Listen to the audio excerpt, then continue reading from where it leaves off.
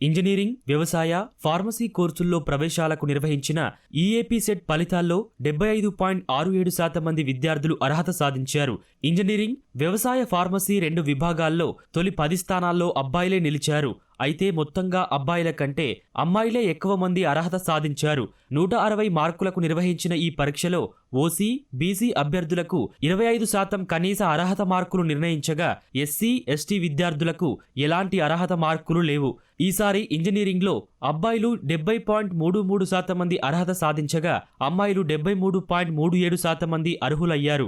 వ్యవసాయ, ఫార్మసీలో అమ్మాయిలు 89.76% మంది అర్హులవగా అబ్బాయిలు 89.92% మంది ఉత్తీర్ణత సాధించారు. ఇంజనీరింగ్, వ్యవసాయ, ఫార్మసీలో తెలంగాణకు చెందిన విద్యార్థులకు 1, 8, 2, 4 ర్యాంకులు లభించాయి. రాత పరీక్షలతో పాటు ఇంటర్మీడియట్లో వచ్చిన మార్కులకు 25% వెయిటేజీ ఇచ్చారు.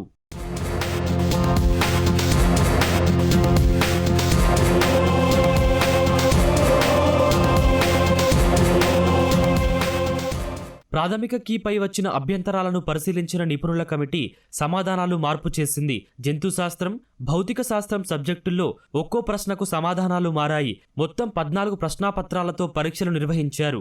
గతేడాది ఇంజనీరింగ్లో 195,092 మంది అర్హత సాధించగా ఈసారి 189,748 మంది అర్హత పొందారు.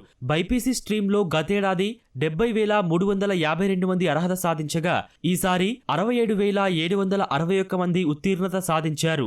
జేఈఈ మెయిన్స్, అడ్వాన్స్డ్ కౌన్సిలింగ్ తర్వాతే ఇంజనీరింగ్ కౌన్సిలింగ్ నిర్వహించనున్నారు. ఈ ఏడాది ఇంజనీరింగ్ కళాశాలలకు అనుమతుల ప్రక్రియ ఇంతవరకు పూర్తి కాలేదు. గతేడాది కంటే ఈసారి సీట్ల సంఖ్య స్వల్పంగా పెరిగే అవకాశం ఉంది. రాష్ట్రంలో ఇంజనీరింగ్, వ్యవసాయ, ఫార్మసీ కోర్సుల సీట్ల భర్తీ ఆంధ్ర, శ్రీ వెంకటేశ్వర రీజియన్లుగా చేస్తారు. ఆయా రీజియన్లో 85% సీట్లు స్థానికులకు కేటాయిస్తారు.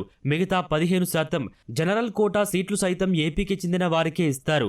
ఆంధ్ర రీజియన్లో శ్రీకాకుళం, విజయనగరం, అల్లూరి సీతారామరాజు, పార్వతీపురం మన్యం, విశాఖపట్నం, అనకాపల్లి, కాకినాడ, తూర్పు గోదావరి, డాక్టర్ బిఆర్ అంబేద్కర్ కోనసీమ, ఏలూరు, పశ్చిమ గోదావరి, ఎన్టీఆర్, కృష్ణా, గుంటూరు, పల్నాడు, బాపట్ల, ఉమ్మడి ప్రకాశం జిల్లాలు ఉన్నాయి.